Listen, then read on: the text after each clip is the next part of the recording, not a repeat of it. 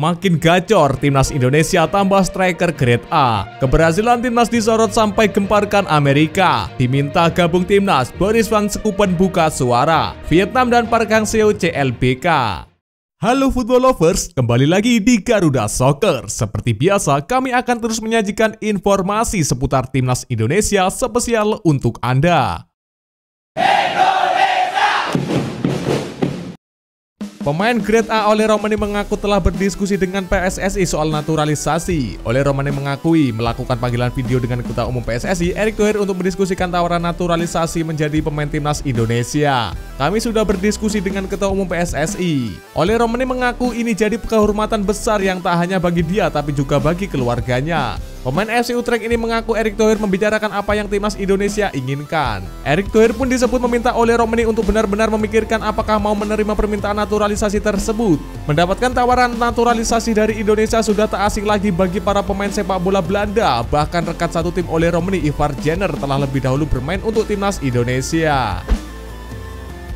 Keberhasilan timnas Indonesia meraih kemenangan atas Vietnam ikut disorot salah satu media olahraga terbesar di Amerika Serikat, ESPN. Timnas Indonesia berhasil meraih 2 kali kemenangan sekaligus atas Vietnam pada babak kualifikasi Piala Dunia 2026 zona Asia. Pada pertandingan pertama di Stadion Utama Gelora Bung Karno, Selasa 21 Maret 2024, timnas Indonesia meraih kemenangan 1-0. 3 poin kembali didapatkan pasukan Sintayong saat bertandang ke markas Vietnam di Stadion Maiding Kamis 26 Maret 2024. Bahkan kemenangan ini menjadi perhatian bagi ESPN yang menerbitkan sebuah artikel. Dalam artikel tersebut dijelaskan bahwa timnas Indonesia menjadi satu-satunya negara dari Asia Tenggara yang memetik kemenangan di FIFA Matchday kali ini.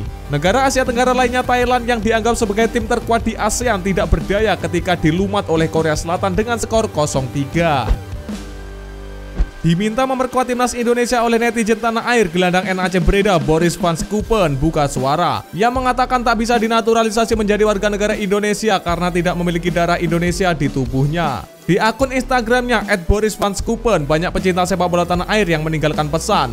Tiap kali Boris Van Schoopen mengeluarkan unggahan, ada puluhan bahkan ratusan komentar dari netizen tanah air yang meminta gelandang serang 22 tahun itu memperkuat timnas Indonesia. Netizen tanah air menaruh harapan kepada Boris Van Schoopen karena pemain yang satu ini bukanlah pesepak bola sembarangan. Boris merupakan gelandang andalan NAC Breda. Ia bahkan sempat membuat kolaborasi apik dengan gelandang anyar timnas Indonesia Tom Hai. Namun pada akhirnya Boris Van Schoopen membuat pecinta sepak bola tanah air patah hati setelah mengkonfirmasi dirinya murni berdarah Belanda. Ekspektasi netizen tanah air kepada prestasi sepak bola Indonesia memang sangat tinggi. Mereka yakin performa timnas Indonesia semakin yahut jika diperkuat pemain-pemain diaspora berkualitas. Bek timnas Indonesia Justin Hubner tampaknya sudah muak dengan para penggawa Vietnam, terutama Duan Van Hau. Pasalnya bintang timnas Vietnam itu pernah berkata bahwa para pemain naturalisasi seperti Justin Hubner hanya sekelas pemain Asia Tenggara. Perkataan Duan Van Hau itu ia ungkapkan sebelum timnas Indonesia bertandang ke markas Vietnam di Stadion Maiding Hanoi pada Selasa 26 Maret 2024 kemarin. Duan Van Hau sendiri sejatinya absen di laga timnas Indonesia versus Vietnam tersebut. Hanya saja ia percaya diri rekan timnya mampu mengatasi perlawanan Garuda. Akan tetapi kenyataannya justru berkata sebaliknya, Vietnam justru babak belur oleh timnas Indonesia di hadapan pendukung mereka sendiri. Sehingga perkataan Duan Van Hau jelas terbantahkan. Lebih menariknya lagi, perkataan Duan Van Hau itu ditanggapi oleh Justin Hubner. Pemain yang sedang dipinjamkan Wolverhampton Wanderers ke klub Jepang Keiichi Osaka itu meminta untuk tak lagi menyebut nama Duan Van Hau. Hal itu dapat dilihat dari Instastories pemain berusia 20 tahun tersebut. Publik Vietnam mulai membuka wacana dukungan kepada Park Hang-seo untuk kembali melatih timnas Vietnam. Park Hang-seo ini bisa juga disebut sebagai musuh bebuyutan pelatih timnas Indonesia Sintayong. Dalam kanal media Vietnam, Soha bahkan mereka menuliskan soal seandainya Park Hang-seo kembali melatih Vietnam. Pelatih Trosier Hengkang mengapa pelatih Park Hang-seo sulit kembali menyelamatkan timnas Vietnam. Park Hang-seo memegang kendali sebagai pelatih timnas Vietnam. Ternyata saat melawan timnas Indonesia, Park Hang-seo lebih sulit diatasi daripada Trosier yang memiliki rekor buruk melawan tim tersebut. Sintayong sukses besar bersama timnas Indonesia di kualifikasi Piala Dunia 2026 bulan ini. Dia sudah ditunggu agenda penting lainnya bulan depan. Ya, Piala Asia U23 2024 sudah menunggu Sintayong. Pelatih berusia 53 tahun itu juga menangani timnas Indonesia U23. Bagi Sintayong, Piala Asia U23 2024 menjadi ajang penting. Nasib Sintayong di timnas Indonesia akan ditentukan dari hasil laga di ajang tersebut. Kontrak Sintayong dengan Indonesia berlaku sampai 30 Juni 2024. PSSI masih menunggu hasil yang diraih Garuda Muda dalam turnamen yang digelar di Qatar. Indonesia tergabung di grup A pada Piala Asia U23 2024. Qatar, Australia, dan Yordania yang menjadi pesaing Indonesia untuk merebut tiket ke babak 8 besar. Bek tangguh timnas Indonesia Elkan Bagot tidak dipanggil Sintayong ke timnas Indonesia untuk melawan Vietnam pada ajang kualifikasi Piala Dunia 2026. Melalui laman resmi PSSI, bek setinggi 194 cm itu dikabarkan mengalami cedera. Namun cedera yang dialami Elkan Bagot misterius, bahkan media lokal macam Bristol Post tak mengetahui bagaimana kondisinya saat ini.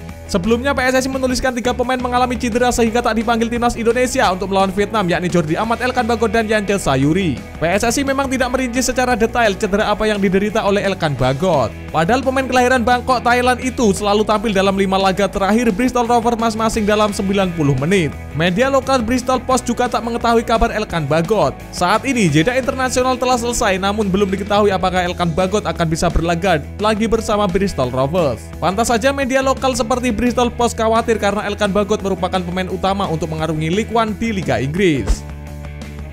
Malaysia kalah 0-2 dari Oman dalam laga kualifikasi Piala Dunia 2026 dan Kapten Dion Kuls jadi salah satu sosok yang mendapat banyak kritikan. Dion Kuls yang menggenggam ban kapten tidak bisa menghadirkan rasa aman di lini belakang. Dion Kuls bahkan dinilai tidak menunjukkan semangat juang yang layak untuk berdiri sebagai pemimpin di lapangan. Salah satu momen yang mendapat kritik tajam di dunia maya adalah ketika Malaysia memutuskan bermain umpan-umpan pendek dan menyusun serangan dari bawah. Saat kiper Saihan Hasmi mengumpan pada Dion Kuls, ia langsung mengembalikan bola pada Saihan Hasmi.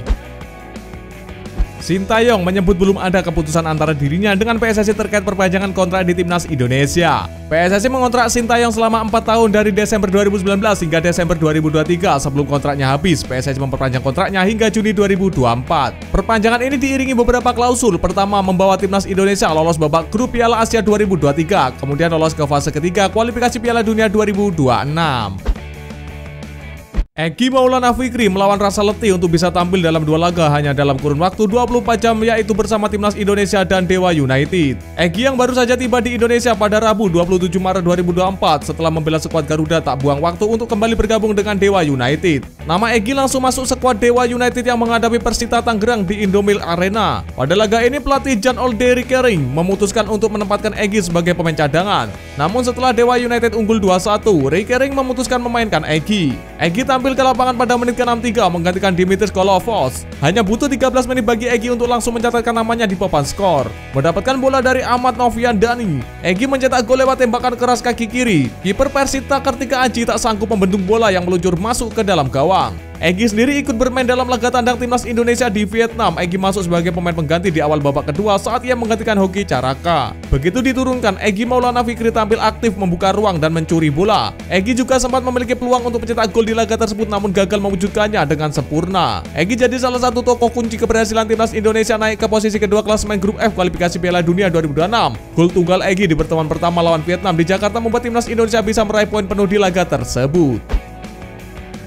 Umpan Yaakob Sayuri ke Marcelino Ferdinand saat timnas Indonesia melawan Irak dipilih menjadi asis terbaik di Piala Asia 2023. Penobatan tersebut diumumkan AFC melalui akun media sosial resmi kejuaraan Piala Asia 2023 Selasa 27 Maret 2024. Asis indah Yaakob Sayuri tercipta dalam pertandingan timnas Indonesia melawan Irak pada laga pertama grup D Piala Asia 2023 15 Januari 2024 silam. Berawal dari build up yang cantik dari lini belakang, Yaakob kemudian melakukan solo run di sisi kanan pertahanan Irak dan melepaskan umpan silang mendatar ke Marcelino Ferdinand. Sayangnya Indonesia gagal terhindar dari kekalahan pada saat itu. Pertandingan berakhir 1-3 untuk keunggulan Irak. Kendati demikian, satu gol yang diciptakan Marcelino dari umpan matang Yaakob Sayuri ini cukup dikenang oleh publik. Penampilan apik Yaakob Sayuri di Piala Asia 2023 membuat pemain PSM Makassar itu dilirik klub-klub luar negeri. Namun Yaakob mengaku ingin fokus menyelesaikan kontrak bersama PSM sebelum memikirkan bermain di luar negeri.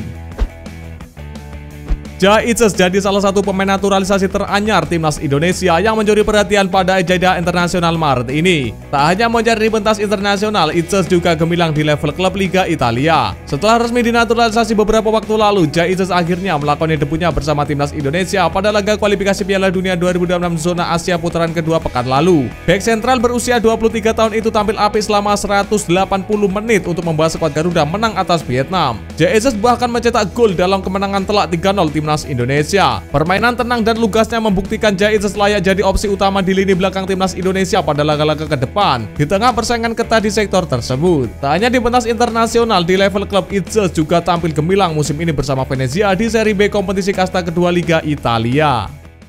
Itulah informasi seputar timnas Indonesia spesial dari Garuda Soccer. Jangan lupa untuk like, share, dan subscribe. See ya!